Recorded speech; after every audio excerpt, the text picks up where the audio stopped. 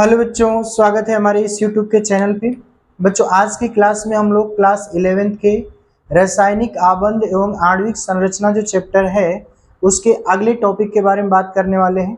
इससे पिछले वीडियो में हम लोग वैद्युत संयोजक बंध या आयनिक बंध के बारे में पूर्ण रूप से चर्चा किए थे।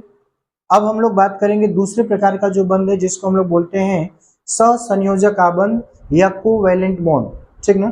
सहसंयोजक आबंध या कोवैलेंट बॉन्ड क्या होता है बच्चों, ध्यान देंगे। वह रासायनिक आबंध जो इलेक्ट्रॉनों के साझेदारी से बनता है। ठीक ना।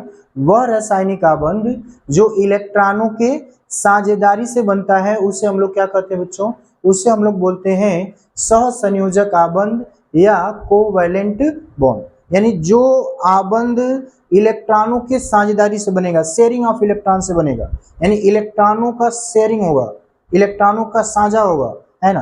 तो इस प्रकार से बनने वाले जो बंध होंगे उनको हम लोग बोलेंगे सहसंयोजक आबंध। और सहसंयोजक आबंध की बात कर ले बच्चों, तो सहसंयोजक आबंध हमेशा अधातु परमाणुओं के बीच बनते हैं, है ना। एक परमाणु अधातु होगा और दूसरा परमाणु भी अधातु होगा। तो अधातु परमाणुओं के बीच इलेक्ट्रॉनों की साझेदारी होती है और साझेदारी से जो बंध बनता है उस बंध को हम लोग बोलते हैं सहसंयोजक आबंध या उसी को हम लोग बोलते हैं कोवैलेंट बॉन्ड। यदि एक परमाणु धातु और एक परमाणु अधातु था तो वहां पे इलेक्ट्रॉन का स्थानांतरण हो रहा था, जिसको हम लोग वैद्युत संयोजक बंध कह रहे थे, जो पिछले वीडियो में हम लोग पढ़े। यहाँ पे सहसंयोजक बंध की बात हो रही है बच्चों, इसका मतलब अधातु परमाणुओं के बीच इलेक्ट्रॉनों की साझेदारी होगी और इलेक्ट्रॉनों की साझेदारी से जो बंध निर्मित होगा उस बंध को हम लोग बोलेंगे सहसंयोजक आबंध।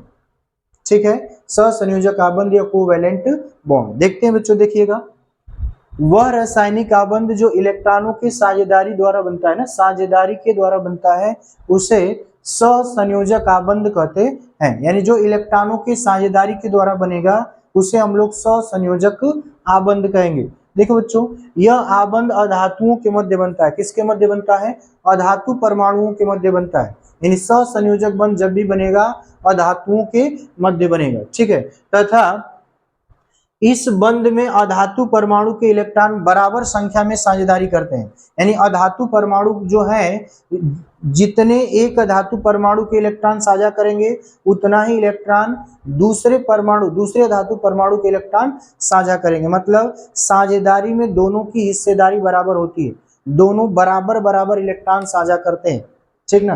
तो ये रहा आपका बच्चों सहसंयोजक आबंध या कोवैलेंट बॉन्ड, जिसमें इलेक्ट्रॉनों की साझेदारी से आबंध का निर्माण होता है। और इस आबंध की अगर बात कर ले बच्चों, तो ये जो आबंध होता है ये अधातु परमाणुओं के मध्य बनता है। किसके मध्य बनता है?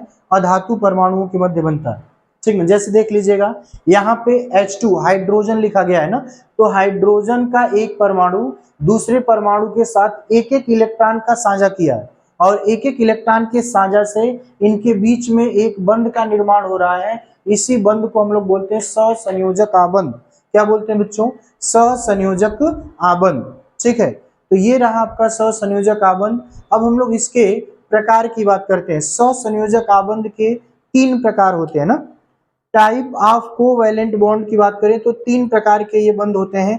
पहला होता है एकल सहसंयोजक बंध, दूसरा होता है द्विसहसंयोजक बंध और तीसरा होता है त्रिसहसंयोजक बंध। ठीक ना। या इसको एकल बंध, द्विबंध या त्रिबंध भी आप कह सकते हैं। ठीक ना। देख लेते हैं। पहला है एकल सहसंयोजक बंध, सिंगल कोवैलेंट बॉन्ड। देखिए, एकल सहसंयोजक आबंध किसे कहेंगे बच्चों? नाम से ही पता चल रहा है कि वह सहसंयोजक बंध जिसमें अधातु परमाणुओं के मध्य एक एक इलेक्ट्रॉनों की साझेदारी होती है। अधातु परमाणुओं के मध्य एक एक इलेक्ट्रॉनों की साझेदारी होती है, उसे हम लोग क्या कहते हैं? उसे हम लोग बोलते हैं बच्चों एकल सहसंयोजक आबंध। एकल सहसंयोजक आबंध। ठीक ना। इसमें एक एक इलेक्ट्रॉनों की साझेदारी होगी, 2 अधातु परमाणु होंगे, अपना एक एक इलेक्ट्रॉन साझा करके एक बंध का निर्माण करेंगे। तो इस प्रकार के बंध को हम लोग बोलेंगे एकल सहसंयोजक आबंध। ठीक है। जैसे अभी हम लोग हाइड्रोजन में देखे, एक एक इलेक्ट्रॉन की साझेदारी से एक बंध का निर्माण हो रहा था, तो ये एकल सहसंयोजक बंध। दूसरा एग्जांपल देख लेते हैं। देखिए क्लोरीन की अगर बात करें तो एक क्लोरीन परमाणु दूसरे क्लोरीन परमाणु से एक एक इलेक्ट्रॉन का साझा किया है, ठीक है, क्योंकि क्लोरीन के परमाणु के बाहरी कोश में 7 इलेक्ट्रॉन होता है। तो देखो अलग अलग हमने दिखाया 7 इलेक्ट्रॉन में एक एक इलेक्ट्रॉन का साझा करके एक बंध का निर्माण किए। तो ये जो बंध बना है सहसंयोजक बंध तो है, लेकिन एक बंध बना है तो इसको बोलेंगे एकल सहसंयोजक आबंध, ठीक है। उसी तरह से HCl की बात करें तो हाइड्रोजन के पास 1 इलेक्ट्रॉन, क्लोरीन के पास 7 इलेक्ट्रॉन। अष्टक पूरा करने के लिए क्या करेंगे बच्चों, एक एक इलेक्ट्रॉन का साझा करेंगे, और एक एक इलेक्ट्रॉन का साझा करेंगे तो हाइड्रोजन अपना डुबलेट पूरा करेगा और क्लोरीन अपना ऑक्टेट पूरा करेगा। तो इस कंडीशन में ये दोनों एक एक इलेक्ट्रॉन का साझा करके एक सहसंयोजक आबंध का निर्माण करेंगे। तो इसे हम लोग बोलेंगे क्या बच्चों, एकल सहसंयोजक आबंध, या इसको हम लोग बोलते हैं सिंगल कोवेलेंट बॉन्ड, ठीक है।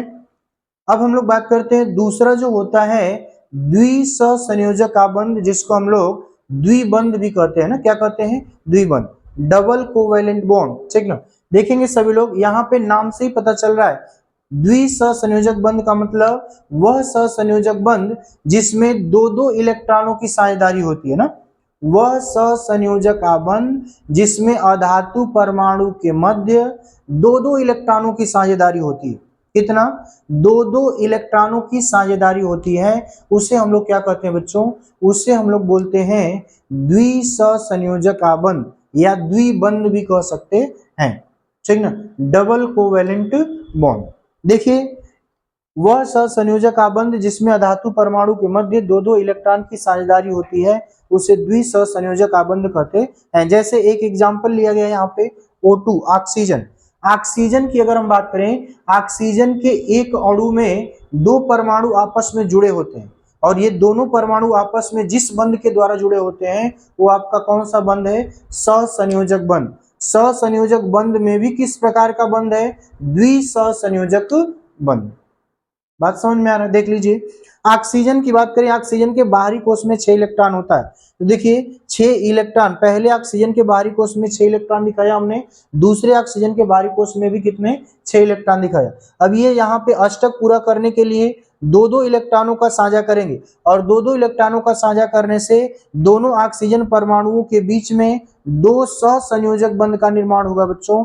इसलिए इस बंध को हम लोग बोलेंगे द्विसहसंयोजक आबंध या डबल कोवेलेंट बॉन्ड। समझ में आ गया।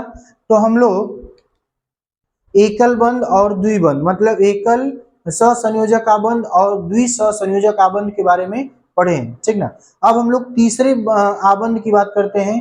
तीसरा होता है त्रिसहसंयोजक आबंध, या इसको त्रि आबंध भी कह सकते हैं, त्रिबंध भी कह सकते हैं, है ना, ट्रिपल बॉन्ड बोलते हैं हम लोग, ठीक है, या इंग्लिश में हम लोग इसको त्रिसहसंयोजक आबंध को ट्रिपल कोवेलेंट बॉन्ड बोलते हैं, ठीक ना। नाम से ही पता चल रहा है कि वह सहसंयोजक आबंध जिसमें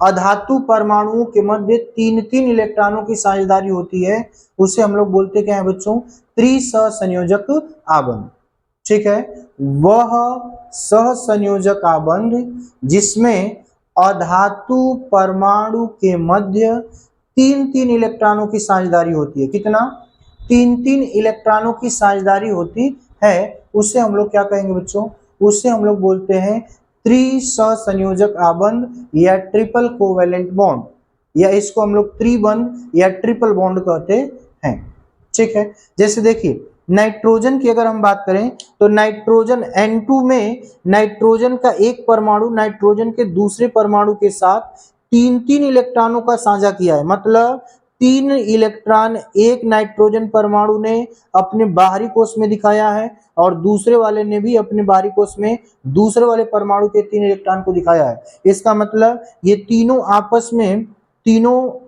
दोनों नाइट्रोजन परमाणु आपस में 3-3 इलेक्ट्रॉन का साझा कर रहे हैं, तो इनके बीच में 3 सहसंयोजक आबंध बनेंगे। इसका मतलब इस बंध को हम लोग बोलते क्या है बच्चों, त्रिसहसंयोजक आबंध। क्या बोलेंगे, त्रिसहसंयोजक आबंध, ठीक है। तो हम लोगों ने क्या पढ़ा, एकल बंध, द्विबंध और त्रिबंध। ये किसके भाग थे बच्चों, सहसंयोजक आबंध के, ठीक है। अब सहसंयोजक आबंध के लक्षण के बारे में हम लोग अगली वीडियो में पढ़ेंगे। तब तक के लिए धन्यवाद।